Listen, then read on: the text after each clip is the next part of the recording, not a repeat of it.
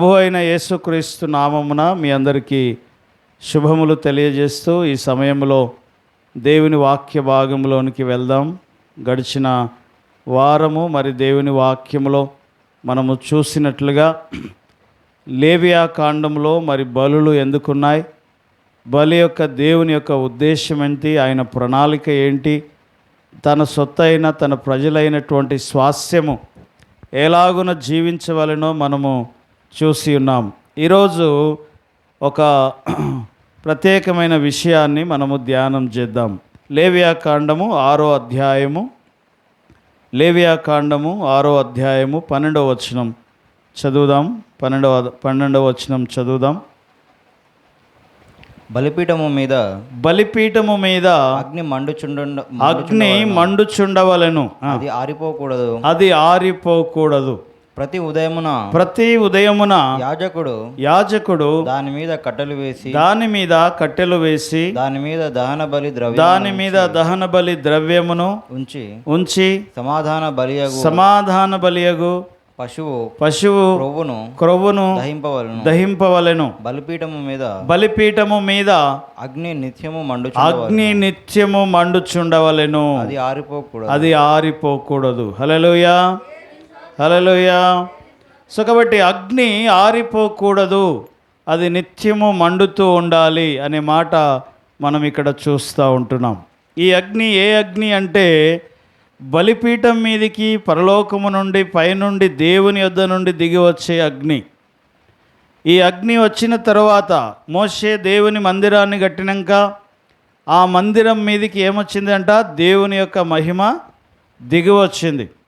So కాబట్టి బలిపీఠం మీద ఉన్నటువంటి ఆ బలి పశువును దహించడానికి దేవుని దగ్గర నుంచి ఒక అగ్ని వస్తుంది. ఆ అగ్ని వచ్చిన తర్వాత ఆ అగ్ని ఆరిపోకూడదని చెప్పి దేవుని వాక్యములో తెలియజేస్తూ ఉంటుంది. అది నిత్యము మండుతూ ఉండవలెను. హల్లెలూయా, హల్లెలూయా. సో కాబట్టి ఈ సమయంలో అగ్ని అనేది చాలా ప్రాముఖ్యమైనటువంటి మాట మనము ధ్యానం చేస్తాం. ఈ భూమి మీద మరి పంచభూతాలు అంటారు. పంచభూతాలు ఏంటేంటివి? భూమి, నీరు, గాలి, అగ్ని, ఆకాశము. వీటిని పంచభూతాలు అంటారు. ఇవి భూమి మీద, భూమికి చాలా ముఖ్యమైనటువంటి పదార్థములు అన్నమాట. ముఖ్యమైన పదార్థములు భూమి, నీరు, గాలి, అగ్ని, ఆకాశము. అయితే ఇక్కడ మనము అగ్ని గూర్చినటువంటి మాటలు మనము చూద్దాము ఈ దినము. అగ్ని అంటే ఏంటి, అసలు అగ్ని ఎందుకు, మరి దేవుని యొక్క అగ్ని ఏంటి, అగ్నిలో ఎన్ని రకాలు ఉన్నాయో మనము ధ్యానము చేస్తాము. సో అగ్నిపై లోకంలో కొన్ని సామెతలు మనకు కనబడతాయి. లోకంలో అగ్ని మీద కొన్ని సామెతలను మనము చూస్తాము. అగ్నిలో పడిన మిడతలాగా ఉన్నావురా అంటారు. ఈ అగ్నిలో పడే మిడత ఎప్పుడు పడుతుందంట? మేలు కీడులు ఆలోచించకుండా, వెనక ముందు చూడకుండా ఏదో ఆశపడి ఈ మిడత అట ఏం చేస్తుందట, అగ్నిలోకి దూకేస్తుందట. అగ్నిలో పడ్డ మిడత ఏమీ చూడకుండా ఆలోచించకుండా అందులో పడిపోయేటువంటిది. అగ్నిలో పడిన మిడత వలె ఉన్నావు అని అంటారు. తర్వాత నిప్పుకు చెదలు పట్టుట అసాధ్యము. నిప్పుకు చెదలు పడుతుందా? హల్లెలూయా. అబ్రహాం గారు, నిప్పుకు చెదలు పడుతుందా? నిప్పుకు చెమట పడుతుందా? పట్టదు. హల్లెలూయా. సో కాబట్టి సామెత ఏంటంటే నిప్పుకు చెదలు పట్టినట్లుగా, నిప్పుకైనా చెదలు పడుతుంది కానీ వీడికి చెదలు పట్టదు అంటారు. నిప్పుకైనా చెమట వస్తుంది కానీ వీడికి చెమట రాదు అంటారు. హల్లెలూయా. అగ్నికి ఆజ్యము పోసినట్లుగా, అగ్నికి ఆజ్యం అంటే ఇంకా కొంచెం మండించడానికి కొద్దిగా నెయ్యి పోసామనుకో, అందులో ఏమవుతుంది, అది ఇంకెక్కువ మండుతుంది. అగ్నికి ఆజ్యము తోడైతే దాన్ని ఎవరు ఆపలేరంట. హల్లెలూయా. తర్వాత చేతులు గాలిన తర్వాత ఆకులు పట్టుకుంటే ఏం లాభం అంటారు. హల్లెలూయా. సో కాబట్టి అగ్ని మీద మనం అనేకమైన సామెతలు మనము చూస్తాం. బైబిల్ గ్రంథంలో కూడా నా మాట అగ్ని వంటిది కాదా అంటాడు దేవుడు. దేవుని మాట ఎలాంటిదంట? అగ్ని వంటిది కాదా అంటాడు. నాలుక అగ్నితో సమానమట. ఈ నాలుకట నాలుక వలన ఎలా అయితే చిచ్చు పెడుతుందో అలాగే ఒక చిన్న నిప్పు రవ్వ ఉంటే చాలు అడవి మొత్తము తగలబెట్టొచ్చు అంటాడు. అందుకనే లోకంలో ఒక సామెత ఉంటుంది. ఏంటి అంటే, అగ్నిశేషము కానీ, రుణశేషము కానీ, తర్వాత శత్రుశేషము కానీ, తర్వాత వ్రణశేషము కానీ ఉండకూడదు అంటాడు. హల్లెలూయా. ఏముండకూడదు? అగ్నిశేషం అంటే ఏదో కొంచెం అగ్ని ఉందిలే వదిలేయండి అంటే కుదరదు, అది మొత్తం అంటుకుంటుంది. కొంచెం ఒక నిప్పు రవ్వంతా ఉన్న చాలు ఏమైపోతుంది? అగ్నిశేషము. తర్వాత రుణశేషము అంటారు. రుణం అంటే అప్పు కొంచెమైనా సరే అది మనల్ని ఆగం చేస్తుంది. అగ్నిశేషం ఉండకూడదు, రుణశేషం ఉండకూడదు, శత్రుశేషం ఉండకూడదు. అందుకని ఎవరిని శత్రువులుగా తయారు చేసుకోవద్దు. అందరితో సమాధానముగా మనము ఉండాలి. సో కాబట్టి దేవునికి స్తోత్రము కలుగును గాక. సో అగ్ని అనేది చాలా ప్రధానమైనటువంటిది. మానవుడు ఈ భూమి మీద జీవించినది మొదలుకొని ప్రతిరోజు మన ఇంట్లో వెలిగేటువంటి అగ్ని లేకపోతే పని నడవదు. మన భోజనము, మన కుండ ఉడకదు. అది ఉడకాలంటే ఏం కావాలి? అగ్ని కావాల్సిందే. దేవుణ్ణి దర్శించి దేవుని మందిరానికి వెళ్ళి దేవుణ్ణి ఆరాధించాలంటే అక్కడ ఒక దేవుని దీపము వెలిగించాలి, అక్కడ ఒక అగ్ని ఉండాల్సిందే. హల్లెలూయా. సో కాబట్టి అగ్ని అనేది చాలా ప్రాముఖ్యమైనది, ప్రధానమైనది అనే విషయాన్ని మనం ఇక్కడ చూస్తున్నాం. అగ్ని యొక్క గుణాలను మనం గమనిస్తే అగ్ని ఏం చేస్తుంది? అది మండుతూ ఉంటుంది. దాని గుణం అది. ఏడ నిప్పు ఉంటే అది దాని గుణం ఏంటి? మండుతూనే ఉంటుంది, తగులబడుతూనే ఉంటుంది, మండుతూనే ఉంటుంది. మండే గుణము కలిగినటువంటిది అగ్ని. తర్వాత అది కాల్చివేస్తుంది. దేన్నైనా ఏం చేస్తుంది? కాల్చివేస్తుంది. తర్వాత అది కొన్నిటిని శుద్ధి చేస్తుంది. అగ్ని ఏం చేస్తుంది?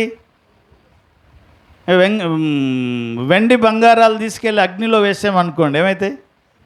శుద్ధి అయితే మంచిగా అయితే. ఇంకా అవి కొన్నిటిని తగలబెట్టేస్తుంది. మొత్తం గడ్డి, కొయ్యకాలు, కర్ర ఉందనుకోండి, తగలబడిపోతాయి, మొత్తం బూడిద చేస్తుంది. అదే వెండి బంగారాలు ఉన్నాయనుకోండి, వాటిని కొంచెం మెరుగుబట్టి మంచిగా శుద్ధి చేస్తుంది. అగ్ని ఎప్పుడు కూడా పైకి వెళుతూ ఉంటుంది. మంట చూడండి ఏం చేస్తుంది? అది పైకి. ఎందుకో తెలుసా? అగ్ని అట పైనుండి వచ్చిందంట. కాబట్టి అది పైకే వెళ్ళడానికి ప్రయత్నం చేస్తూ ఉంటుంది. హల్లెలూయా.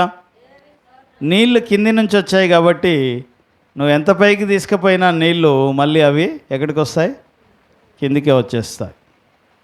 అగ్ని పైనుండి వచ్చింది కాబట్టి పైకి వెళ్తుంది అని చెప్పి దేవుని వాక్యములు మనము చూస్తూ ఉంటున్నాం. సో కాబట్టి ఈ అగ్ని అట దేవుని మందిరములో బలిపీఠం మీద ఇది ఆరిపోకూడదు, ఇది నిరంతరం మండుతూ ఉండాలి అనే మాట మనం చూస్తూ ఉన్నాం. ఈ అగ్నిలో 2 రకాల అగ్నులు మనకు కనబడతాయి మనకు దేవుని వాక్యంలో. ఒకటి నెగిటివ్ అగ్ని, ఒకటి పాజిటివ్ అగ్ని. ఒకటి మేలు చేసే అగ్ని, ఇంకొకటేమో కీడు చేసే అగ్ని మనం ఇక్కడ చూస్తాం. అయితే బలిపీఠం పైకి వచ్చినటువంటి దేవుని అగ్ని అట దేవుని మందిరము కట్టబడిన తర్వాత ఆ మొదటి బలిపీఠం మీదకి వచ్చినటువంటి అగ్ని దాదాపు 116 సంవత్సరాలు ఈ భూమి మీద అది నిరంతరాయంగా మండుతూనే ఉంది. ఎన్ని సంవత్సరాలు? 116 సంవత్సరాలు. 116 సంవత్సరాలు ఆ బలిపీఠం మీద అగ్ని మండుతూనే ఉంది అట. హల్లెలూయా, హల్లెలూయా. 39 సంవత్సరాలు ఈ ఇశ్రాయేలీలు అరణ్యంలో ఉన్నప్పుడు ఆ అరణ్య ప్రయాణంలో కూడా ఆ బలిపీఠం మీద అగ్ని మండుతూనే ఉంది అట. ఆ అగ్ని ఆరిపోనీయలేదు దాన్ని. తర్వాత 14 సంవత్సరాలు గిల్గాలులో ఆ బలిపీఠం మీద అగ్ని మండుతూనే ఉంది. తర్వాత 13 సంవత్సరాలు నోవులో ఆ అగ్ని మండుతూనే ఉంది. 50 సంవత్సరాలు గిబ్యోనులో ఉన్నప్పుడు దావీదు కాలంలో ఆ అగ్ని మండుతూనే ఉంది. ఇలా మొత్తము కలిపితే 116 సంవత్సరాలుగా దేవుని మందిరము ఈ భూమి మీద ఉన్నప్పుడు, దేవుని మందిరము నిలిచి ఉన్నప్పుడు బలిపీఠం మీద అగ్ని 116 సంవత్సరాలు అది మండుతూ మండుతూ మండుతూ వారు ప్రయాణాలు చేస్తూ ఉన్న బలిపీఠం మీద అగ్ని ఆరిపోనీయలేదు అంట. హల్లెలూయా, హల్లెలూయా. సో కాబట్టి మన జీవితాలలో దేవుని యందు ఉన్నటువంటి విశ్వాసము అనే ఆత్మ, మన లోపట ఉన్న పరిశుద్ధ ఆత్మను మీరు ఆరిపోనీయకూడి అంటాడు. దేవుని ఆత్మను ఏం చేయకూడదట? ఆరిపోనీయకూడదు. బలిపీఠం మీద ఉన్న అగ్ని ఏం చేయకూడదు? ఆరిపోనీయకూడదు. ప్రధాన యాజకుడు ఎప్పుడు దానిని ఏం చేస్తుండాలట? కట్టెలు వేస్తూ దానిని మండిస్తూ ఉండాలి. కాబట్టి ఈ బలిపీఠం ఎలాంటిది అంటే, ఈ బలిపీఠము రాగితో చేయబడినటువంటి బలిపీఠం. రాగి బలిపీఠం అయితేనే ఆ మంటను తట్టుకుంటుంది. మరి 24 గంటలు 24 అవర్స్ ఏకదాటిగా మండుతూ ఉంటే ఏ ఇనుము ఆగదు, ఏ ఇత్తడి ఆగదట. రాగి కాబట్టి ఆగింది. అందుకని ఆ బలిపీఠం రాగి బలిపీఠము అని మరి మనకు తెలుస్తూ ఉంది. ఈ బలిపీఠం మీదకి వచ్చినటువంటి అగ్ని ఎలాంటిది అంటే, యాజకులట ఆ బలిపీఠం మీద చెప్పులు లేకుండా నడుస్తూ ఉంటారు. కానీ వీళ్ళ కాళ్ళకు ఏమీ కాలిపోవంట. హల్లెలూయా. ఏమైపోవు? ఎందుకంటే ఇది పైనుండి వచ్చిన అగ్ని, సూపర్ న్యాచురల్ అగ్ని కాబట్టి కొన్ని ప్రత్యేకమైనటువంటి విషయాలు ఈ యొక్క అగ్నిలో ఉన్నాయి. మీరు ఒక లేఖన భాగం చదవండి. లేవియాకాండం 6వ అధ్యాయం 12వ వచనం. ఈ అగ్ని ప్రత్యేకమైన అగ్ని, ద ఫైర్ అంటారు. ఇదే అగ్ని అనే మాట మనకు అక్కడ కనబడుతుంది. 12వ వచనం, 6వ అధ్యాయం 12వ వచనం. బలిపీఠం మీద అగ్ని మండుచుండవలెను, అది ఆరిపోకూడదు. ప్రతి ఉదయమున యాజకుడు దాని మీద కట్టెలు వేసి, అగ్ని ఆరిపోకూడదు అనే మాట దగ్గర ద అగ్ని, ఇదే పరలోకపు అగ్ని, పైనుండి దిగి వచ్చిన అగ్ని. ఈ అగ్ని గురించి 3 సార్లు బైబిల్ గ్రంథంలో వ్రాయబడింది. ఇక 2వ కొరింథీయులకు రాసిన 2వ దిన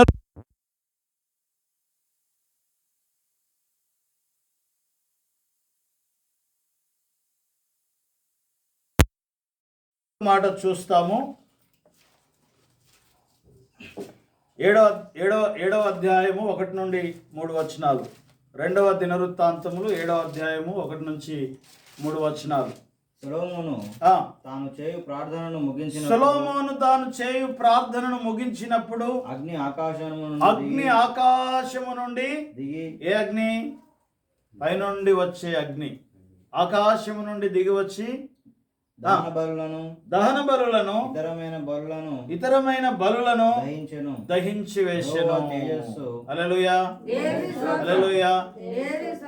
సో కాబట్టి పైనుండి వచ్చే అగ్ని ఆ బలిపీఠం మీద ఉన్నటువంటి ఆ బలి పశువుని ఏం చేయాలంట? అది దహించాలి. యాజకులు ఇక్కడి నుంచి ఏదో ఒక అగ్ని తెచ్చి ముట్టించి మంట పెట్టడం కాదు.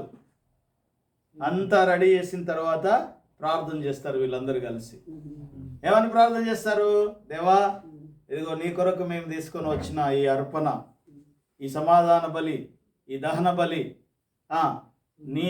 నీ పరలోకపు అగ్ని చేత దీనిని దహించాలి అని ప్రార్థన చేస్తే ఏమైందట? సొలొమోనట 1000 దహన బలులు అర్పించాడంట. అప్పుడు 1000 దహన బలులు అర్పించి ప్రార్థన చేశాడు. ఆయన ప్రార్థన చేస్తే పరలోకం నుండి అగ్ని దిగి వచ్చి ఆ బలిపీఠం మీద ఉన్నటువంటి వాటిని దహించి వేసింది అనే మాట మనం చూస్తాం. యెహెజ్కేలు గ్రంథం 15వ అధ్యాయం 7వ వచనంలో ఇక్కడ కూడా అదే మాట రాయబడి ఉంది. ద అగ్ని, ఇదే పైనుండి దిగి వచ్చిన దేవుని అగ్ని అని చెప్పి మనకు కనబడుతుంది. 15వ అధ్యాయం 7వ వచనం యెహెజ్కేలు గ్రంథం. నేను వారి మీద కఠిన దృష్టి నిలుపుదును, వారు అగ్నిని తప్పించుకొని అగ్నియే వారిని దహించును. ఏ అగ్ని? ఆ అగ్ని అన్నమాట. ద అగ్ని అనే మాట మనకు అక్కడ కనబడుతూ ఉంటుంది. సో కాబట్టి అగ్ని ఏం చేస్తుంది అంటే బలిపీఠం మీద ఉన్నటువంటి ఆ బలి పశువు యొక్క వాటన్నిటిని కూడా అది దహించి వేస్తూ ఉంది. మత్తయి సువార్త 3వ అధ్యాయం 11వ వచనంలో మనం చూస్తాము. ఈ అగ్ని దేనిని చూపిస్తూ ఉంది? దేన్ని చూపిస్తుంది? కొత్త నిబంధనలు యేసుప్రభువు వారు దేని గురించి మాట్లాడుతున్నాడో మనకి ఇక్కడ తెలియపరుస్తూ ఉంది. బాప్తిసమిచ్చు యోహాను చెప్తున్నటువంటి మాటలు మనం చూద్దాం. మత్తయి సువార్త 3వ అధ్యాయం 11వ వచనం నుండి. మారు మనస్సు నిమిత్తము నేను నీళ్ళలోను మీకు బాప్తిసం ఇచ్చుచున్నాను. అయితే నా వెనుక వచ్చుచున్నవాడు నాకంటే శక్తిమంతుడు. ఆయన చెప్పులు మోయుటకైనను నేను పాత్రుడను కాను. ఆయన పరిశుద్ధాత్మతోను అగ్నితోను మీకు బాప్తిసం ఇచ్చును. అగ్ని బాప్తిస్మము. హల్లెలూయా, హల్లెలూయా. కాబట్టి పరిశుద్ధాత్మతోను అగ్నితోను మీకు బాప్తిసం ఇచ్చును అంటాడు. అగ్ని బాప్తిస్మం గురించి, నీళ్ళ బాప్తిస్మం మనకు తెలుసు, పరిశుద్ధాత్మ బాప్తిస్మం మనకు తెలుసు. అయితే అగ్ని బాప్తిస్మం కూడా ఉన్నది. హల్లెలూయా. అగ్ని బాప్తిస్మం ఉంటే ఏమవుతుందో తెలుసా? అగ్ని పైనుండి వచ్చింది కాబట్టి పైకి వెళ్తుంది. అగ్ని బాప్తిస్మం పొందిన వారి యొక్క మనస్సు అంతా పైకి చూస్తూ ఉంటుంది. క్షయమైన వాటి మీద వారి మనస్సు ఉండదు, అక్షయమైన వాటి మీద వారి మనస్సు. అగ్ని బాప్తిస్మం పొందిన వారి వలన వారి మనస్సు పైన ఉంటుంది. తర్వాత అగ్ని బాప్తిస్మం అనేది ఏం చేస్తుందంటే మన లోపల ఉన్నటువంటి అనవసరమైన వాటన్నిటిని కూడా అది ఏం చేస్తుందంటే కాల్చి వేస్తుంది. ఇంకా చదువు నాయన అక్కడే. ఆయన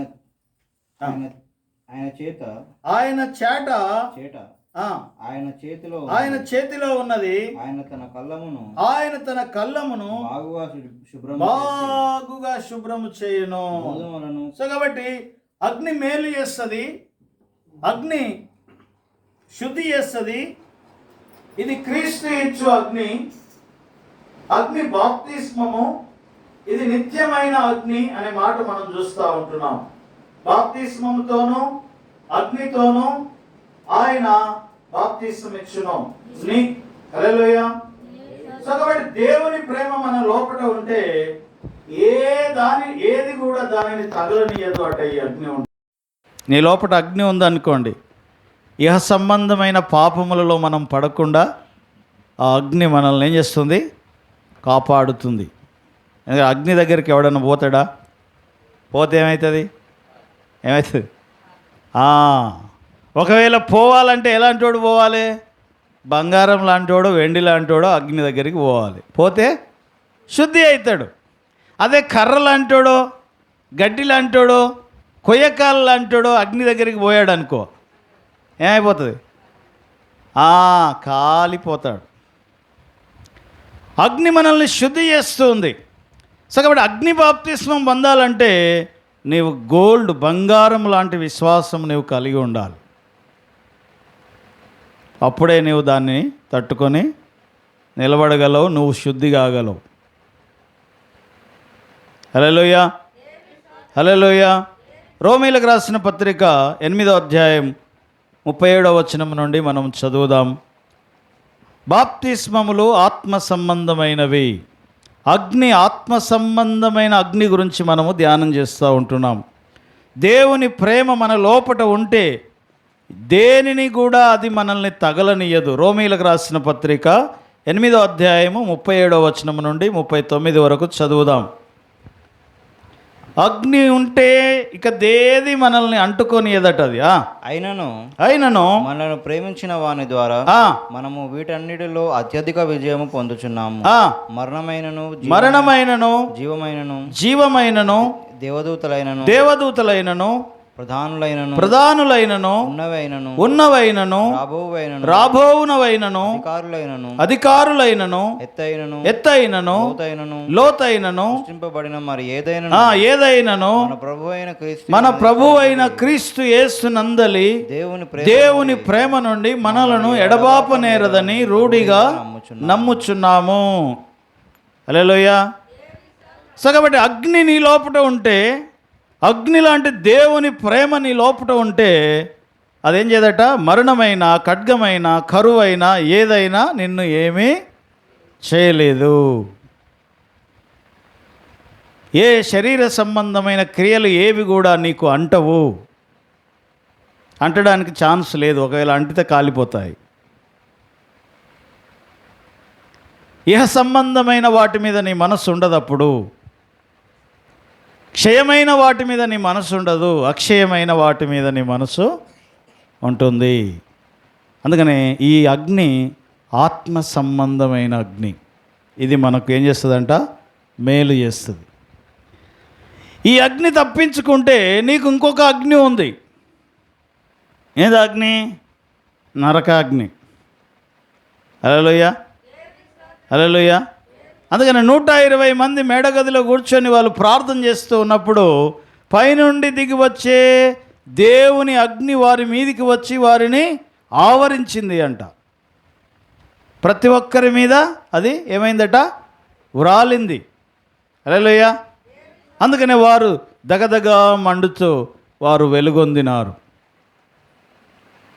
పైనుండి దిగి వచ్చే అగ్నిని నువ్వు కాదంటే, తప్పించుకుంటే నీ కొరకు మరొక అగ్ని ఉన్నది అని చెప్పి దేవుని వాక్యము తెలియజేస్తూ ఉంది. 1 కొరింథీయులకు రాసిన పత్రిక 6వ అధ్యాయం 12వ వచనం నుండి చదువుదాం.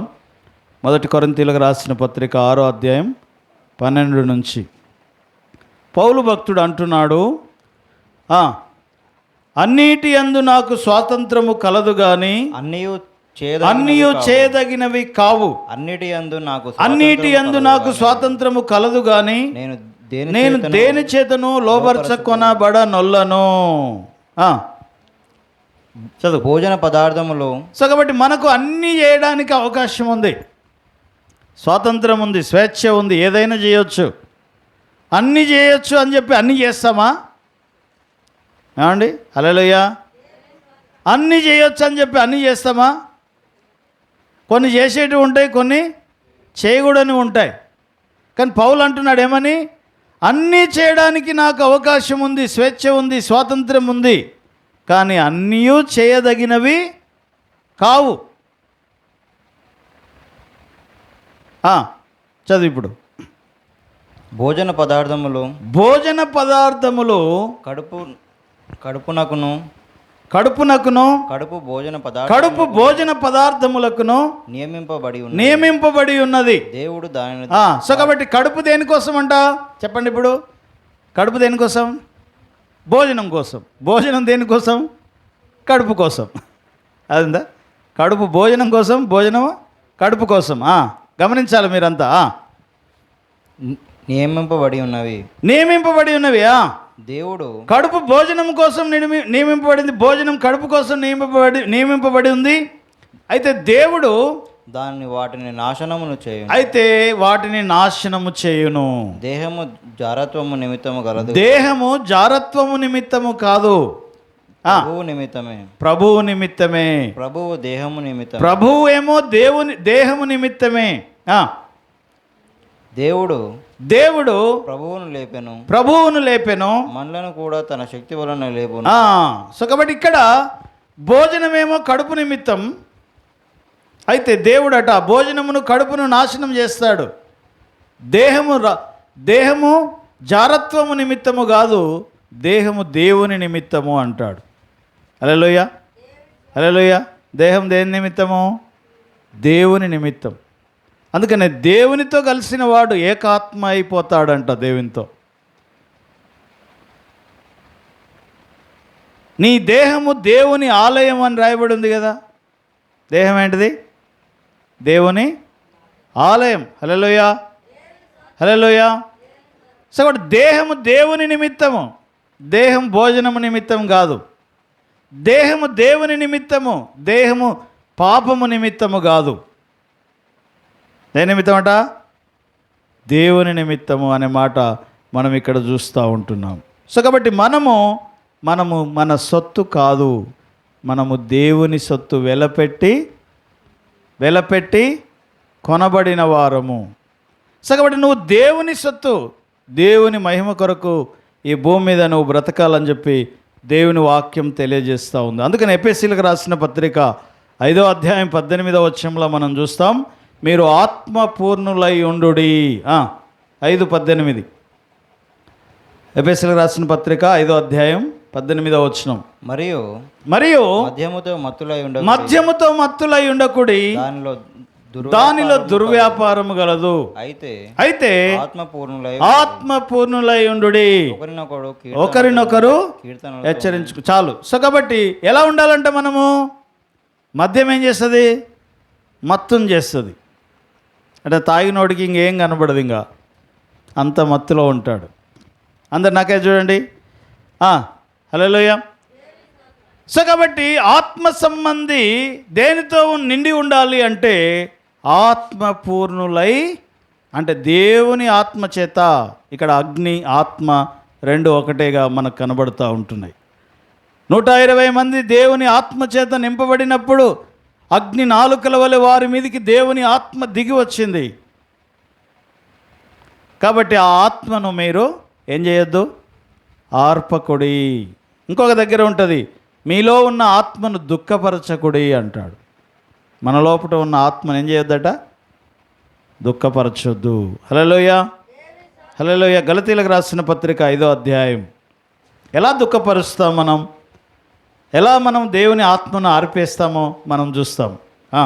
5వ అధ్యాయం 1వ అధ్యాయం 5వ అధ్యాయం 1వ వచనం. గలతీ పత్రిక 5వ అధ్యాయం 1వ వచనం. ఈ స్వాతంత్ర్యము అనుగ్రహించి క్రీస్తు మనలను స్వతంత్రులనుగా చేశాడు. చాలు. 13వ వచనం చదువు. 13వ వచనం. దేవుడు మనకు స్వాతంత్రం ఇచ్చాడు, దేవుడు మనల్ని విమోచించాడు, దేవుడు మనల్ని తన సొత్తుగా చేశాడు. 13వ వచనం. మీరు స్వతంత్రులుగా ఉండుటకు పిలువబడితిరి. అయితే ఒక మాట, ఆ స్వాతంత్రము శారీర క్రియలను ఆధారము చేసుకొనక, హేతువు చేసుకొనక ప్రేమ కలిగిన వారై ఒకరినొకడు దాసులయ్యుండుడి అంటాడు. హల్లెలూయా. సో కాబట్టి ఇక్కడ ఏం చేయాలంట? మీకు ఇచ్చిన స్వేచ్ఛ, స్వాతంత్రం, దేవుడు మనల్ని విమోచించాడు, స్వతంత్రులుగా చేశాడు. ఈ స్వేచ్ఛ శారీరక క్రియలను ఆధారం చేసుకొని, హేతువు చేసుకొని ఉండకూడదు అనే మాట. శరీర క్రియలను హేతువు చేసుకొని ఉండొద్దు అని చెప్తూ ఏమంటున్నాడంటే, మీరు ఒకరి ఎడల ఒకరు ప్రేమ కలిగి ఒకరికొకరు దాసులయ్యుండుడి అంటాడు. హల్లెలూయా, హల్లెలూయా. సో కాబట్టి ఎప్పుడు నీ ఆత్మ ఆరిపోతుందో తెలుసా? నీ లోపల ప్రేమ లేనప్పుడు సహోదరుని మీద. ఎప్పుడు నీ ఆత్మ ఆరిపోతుందో తెలుసా? ఎప్పుడు ఆరిపోతుంది? ఇహ సంబంధమైన శరీర క్రియలను ఆధారం చేసుకొని నువ్వు బతుకుతూ ఉన్నప్పుడు నీ లోపల ఉన్న దేవుని ఆత్మ అట ఏమైపోతుందట? ఆరిపోతుంది. రోజు దానికి కొంచెం ఏం చేయాలి మనము? ఇప్పుడు అగ్ని మండుతూ ఉంది అనుకోండి, మన ఇంట్లో ఈ రోజుల్లో అన్ని లైట్లు అయిపోయినాయి, కానీ ఆ రోజుల్లో దీపాలు ఉండేవి, కందిన్లు ఉండేవి. ప్రతిరోజు సాయంకాలం ఏం చేసేది? వాటిని శుభ్రం చేసి దాంట్లో ఆయిల్ వేసి ఆ రాత్రి అంతా అది మండుతూ ఉండేది.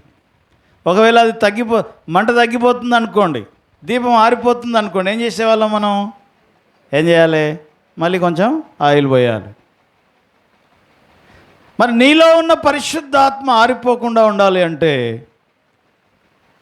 పాపమునకు దూరంగా ఉండాలి. మనం ఫస్ట్ శరీర సంబంధమైన క్రియలకి మనం ఏం చేయాలంట? దూరం అవ్వాలి. ఆత్మ సంబంధమైన సహవాసం ఎప్పుడైతే మనం కలిగి ఉంటామో మన లోపల ఉన్న పరిశుద్ధాత్ముడు ప్రజ్వరిల్లుతాడు అనే మాట ఉంటుంది. నీలో ఉన్న అగ్ని ఆరిపోకూడదు అంటాడు. నీలో ఉన్న ఆత్మ ఆరిపోకూడదు, ఆత్మ దుఃఖించకూడదు అనే మాట మనం ఇక్కడ చూస్తూ ఉంటున్నాము. ఎఫెసీయులకు రాసిన పత్రిక 5వ అధ్యాయము 2వ వచనములో మనం చూస్తాం, క్రీస్తు మనలను ప్రేమించి పరిమళ వాసనగా ఉండుటకు మన కొరకు తన్ను తాను దేవునికి అర్పణగాను బలిగాను అప్పగించుకొనెను, అలాగుననే మీరు ప్రేమ కలిగి నడుచుకొనుడి అంటాడు. సో కాబట్టి సహోదరుల మధ్య ప్రేమ లేకపోతే అక్కడ దేవుని ఆత్మ ఆరిపోతుంది అనే మాట మనకి ఇక్కడ కనబడుతూ ఉంది.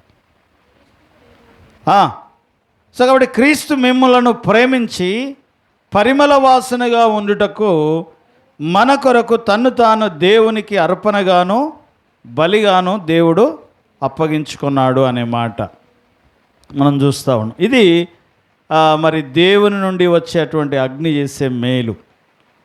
అది మేలు చేస్తుంది, మనల్ని శుద్ధి చేస్తుంది, మనల్ని ఏం చేస్తుంది, ఇంకా మనల్ని బలపరుస్తుంది.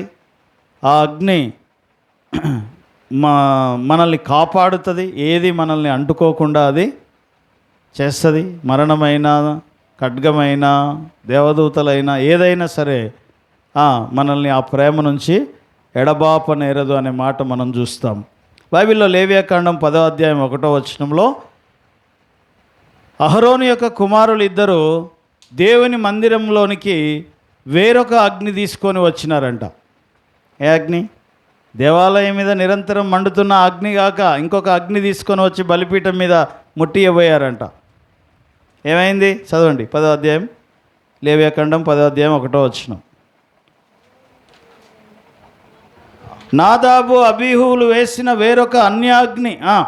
అహరోను కుమారులైన నాదాబు అబీహులు తమ తమ ధూపార్తులను తీసుకొని వాటిలో నిప్పులుంచి వాటి మీద ధూప ద్రవ్యములు వేసి యెహోవా తమకు ఆజ్ఞాపింపని వేరొక అగ్నిని ఆయన సన్నిధికి తేగా యెహోవా సన్నిధి నుండి అగ్ని బయలుదేరి వారిని కాల్చివేసి అగ్ని బయలుదేరి వారిని ఏం చేసిందంట?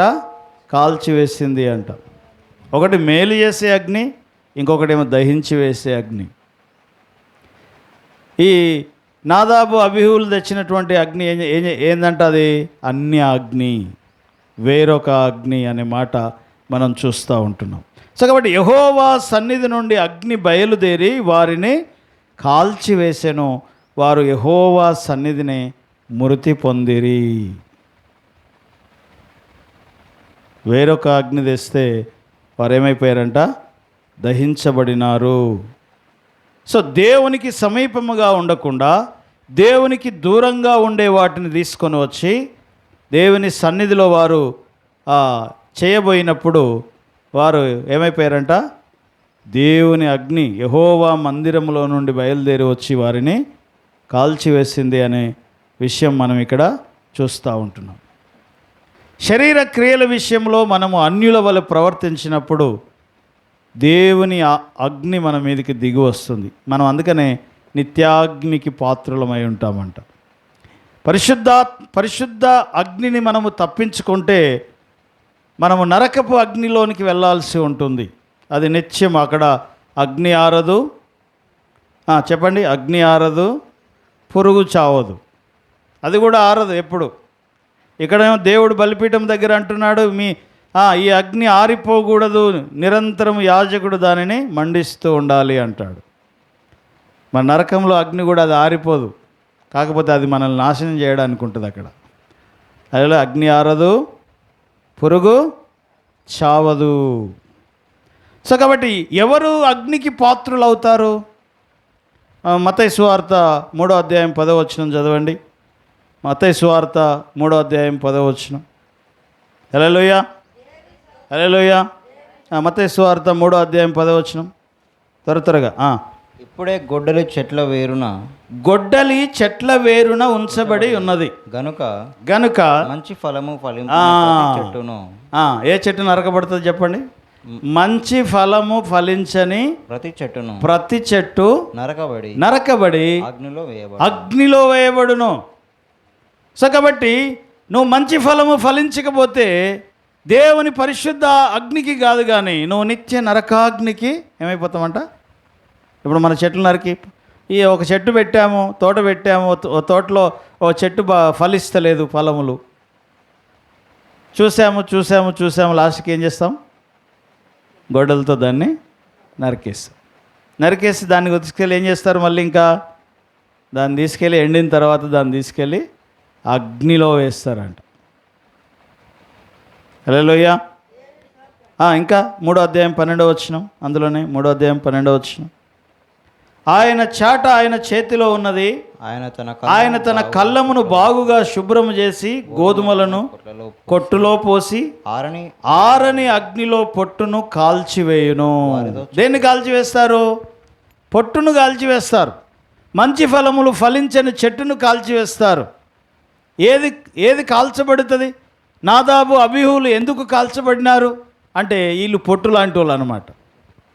వీళ్ళు మంచి ఫలములు ఫలించని చెట్టు లాంటి వాళ్ళు వీళ్ళు. హల్లెలూయా. మంచి ఫలములు ఫలించని వాళ్ళ జీవన విధానం సరిగా లేదు. అన్ని అగ్ని తీసుకొని వచ్చి దేవుని బలిపీఠం మీద వేయబోయారు. అందుకని దేవుని అగ్ని వచ్చి వారిని ఏం చేసిందంట, కాల్చివేసింది అంటాడు. సో కాబట్టి వేరొక అగ్ని ఏం చేస్తుంది అంటే అది మనల్ని కాల్చివేస్తుంది. మంచి ఫలములు ఫలింపని ప్రతి చెట్టు నరకబడి అగ్నిలో వేయబడును. హల్లెలూయా, హల్లెలూయా. ఫలించే ప్రతి చెట్టుకు ఏం చేస్తారు మరి? నీళ్లు పోస్తారు, ఎరువు వేస్తారు, చెప్పండి, దానికి కావలి కాస్తారు, కాపు పెడతారు, కంచె వేస్తారు, ఎన్ని ఉంటాయి చూడండి.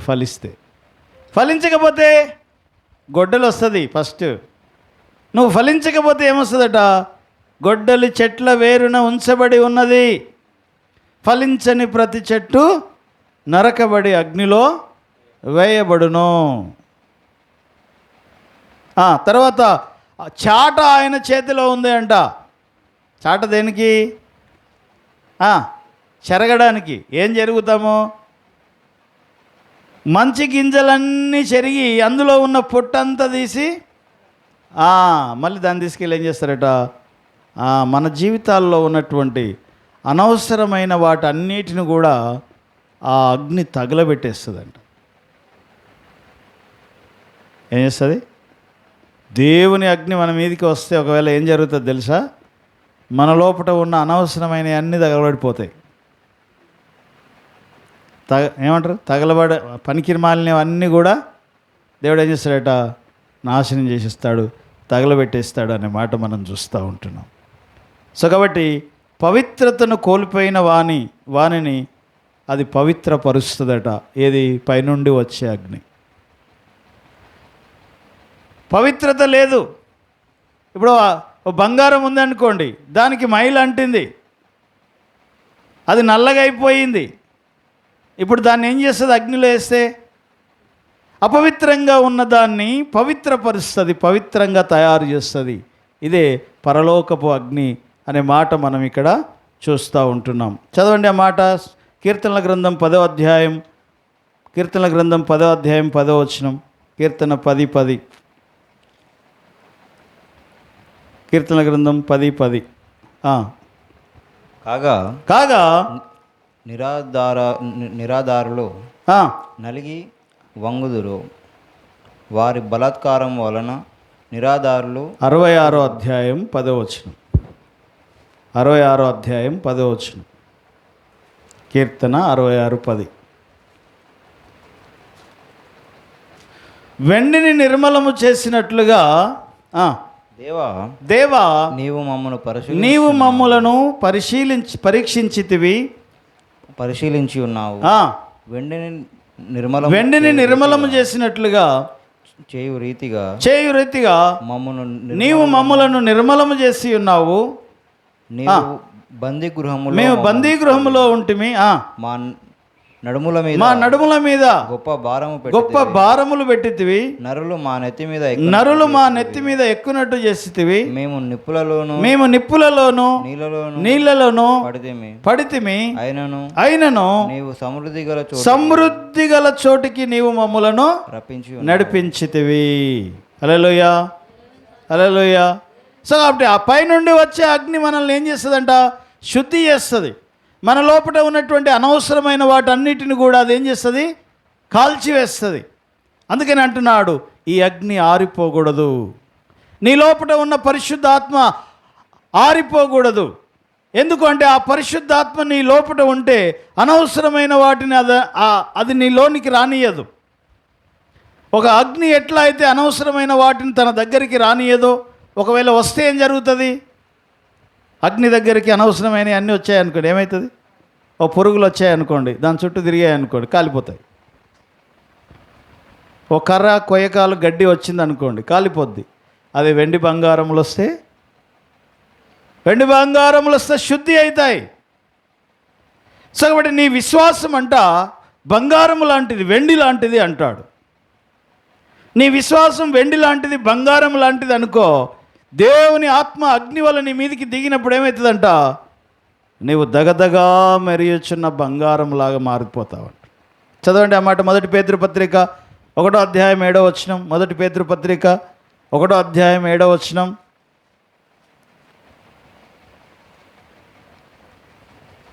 నశించిపోవు సువర్ణము అంటే బంగారము అగ్ని పరీక్షల వలన శుద్ధపరచబడును కదా. దానికంటే అమూల్యమైన మీ విశ్వాసము ఈ శోధనల చేత పరీక్షకు నిలిచినదై యేసుక్రీస్తు ప్రత్యక్షమైనప్పుడు మీకు మెప్పును మహిమయు ఘనతయు కలుగుటకు కారణమగును. ఒక బంగారం ఎలా అయితే శుద్ధి చేయబడుతూ ఉంటుందో అలాగే మన యొక్క విశ్వాసం కూడా శుద్ధి చేయబడుతుందంట అగ్ని శ్రమల ద్వారా. హల్లెలూయా, హల్లెలూయా. శుద్ధి చేస్తుంది బంగారం. అగ్ని ఏం చేస్తుందంట? శుద్ధి చేస్తుంది. అందుకని ఈ అగ్ని ఏమంటున్నాడు దేవుడు అంటే ఆరిపోనీయకూడదు. ఏం చేయకూడదంట? ఈ అగ్నిని ఏం చేయకూడదు? ఆరిపోనీయకూడదు అనే మాట మనం చూస్తూ ఉంటున్నాం. దేవుడు మనల్ని శుద్ధి చేస్తూ ఉంటున్నాడు. ప్రతి దినము దేవుని వాక్యము చేత మన లోపల ఉన్నటువంటి పరిశుద్ధాత్మ చేత దేవుడు మనల్ని ఏం చేస్తున్నాడట? శుద్ధి చేస్తూ ఉన్నాడు. ఎందుకు? దేనికోసం శుద్ధి చేస్తున్నాడు? తన ఎదుట మచ్చ, ముడత, డాగు, కలంకము లేని నిష్కలంకులముగా దేవుని ఎదుట ఒక దినము నిలబడాలి. కాబట్టి తన వాక్యము చేత ఉతక స్నానము చేసి మనల్ని పవిత్రపరిచి పరిశుద్ధపరుచుచున్నాడు. ఏం చేస్తున్నాడు దేవుడు? పరిశుద్ధపరుస్తున్నాడు. సో కాబట్టి పైనుండి వచ్చే అగ్ని ఏం చేస్తుందట? మనల్ని శుద్ధి చేస్తుంది, మనకు మేలు చేస్తుంది, మనల్ని పైకి చూసేటట్టు చేస్తుంది. మనం ఎప్పుడు కిందికే చూస్తూ ఉన్నాం. ఎక్కడ చూస్తున్నాం? కిందికే. ఈ భూ సంబంధమైన వాటి మీదనే మన మనసు. కొలసీలకు రాసిన పత్రిక 3వ అధ్యాయం 1వ వచనంలో ఉంటుంది. ఆ ఒక్క మాట చదవండి. కొలసీలకు రాసిన పత్రిక 3వ అధ్యాయం 1వ వచనం.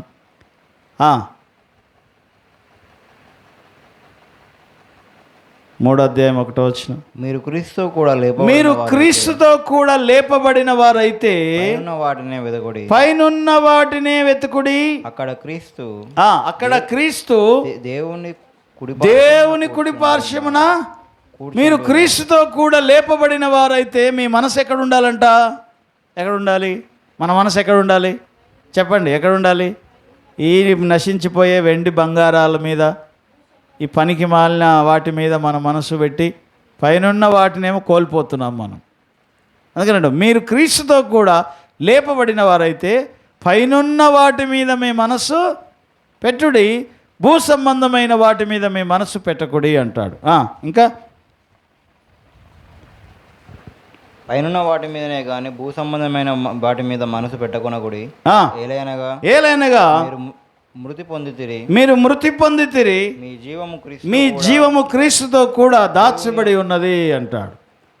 సో కాబట్టి ఆరిపోని అగ్నిలాగా నీ లోపల ఉన్న పరిశుద్ధాత్మ దేవుడు ఆర్పవేయబడకుండా నీవు నిరంతరము మండుతున్నటువంటి ఎలా ఉండాలట? మందిరములాగా ఉండాలి. ఎలా ఉండాలట? మనం నిరంతరము మండుతూ ఉన్నటువంటి బలిపీఠం మీద ఉన్నటువంటి పైనుండి వచ్చిన అగ్ని మన లోపట ఉన్నది. మీ దేహం లోపట ఎవరున్నారట? మట్టి ఘటములలో మహిమైశ్వర్యాన్ని దేవుడు నింపినాడంట. మట్టి ఘటములలో ఆ మహిమైశ్వర్యం ఏంటిది అంటే పైనుండి వచ్చిన పరిశుద్ధాత్మ దేవుడు. ఆ పరిశుద్ధాత్మ దేవుడు నీ లోపట ఉన్నాడు కాబట్టి నిన్ను గద్దిస్తూ ఉంటాడు, నిన్ను సర్వసత్యంలోనికి నడిపిస్తూ ఉంటాడు. నీవు తప్పు చేసినప్పుడు నీ పాపమును ఒప్పుకునేటట్టుగా చేస్తాడు ఆయన. తీర్పును గురించి, దేవుని రాకడను గురించి ఆ పరిశుద్ధాత్మ దేవుడు మనల్ని ఏం చేస్తాడంటే హెచ్చరిస్తూ ఉంటాడు ఎప్పుడు. అందుకని నీలో ఉన్న ఆత్మ ఏం చేయకూడదు? ఆరిపోకూడదట. హల్లెలూయా. ఏం చేయకూడదు? ఆరిపోకూడదు. ఆరిపోతే ఏమవుతుంది?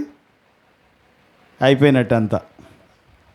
హల్లెలూయా, హల్లెలూయా. అందుకని నిరంతరము వెండి బంగారం లాంటి మన విశ్వాసము ఎప్పటికప్పుడు శుద్ధి అవుతూ దగదగా మెరుగుచున్న బంగారంలాగా మనం ఉండాలి అంటే ఏం చేయాలంటే మన లోపల ఉన్న పరిశుద్ధాత్మ దేవుణ్ణి మనమంట ప్రజ్వలింపజేయాలి.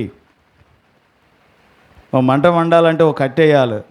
యాజకునికి చెప్తాడు, దాన్ని నిరంతరము కట్టెలు వేస్తూ మండిస్తూ ఉండాలి, దాన్ని ఆరిపోనియకూడదు అంటాడు. కాబట్టి మనము దేవుని వాక్యము ద్వారా, సహవాసము ద్వారా, ప్రార్థన ద్వారా ఏమంటారు ఒకరినొకరు మనము ప్రేమించుట ద్వారా, ఒకరికొకరం దాసులమై ఉండుట ద్వారా, సహవాసం చేయటం ద్వారా, ఉపదేశం వినుట ద్వారా ఏం చేస్తామంట? మన లోపల ఉన్నటువంటి పరిశుద్ధాత్మ దేవుణ్ణి ఏం చేస్తామంట? ప్రజ్వలింపజేస్తాం. అంటే మండిస్తూ ఉంటాం అన్నమాట.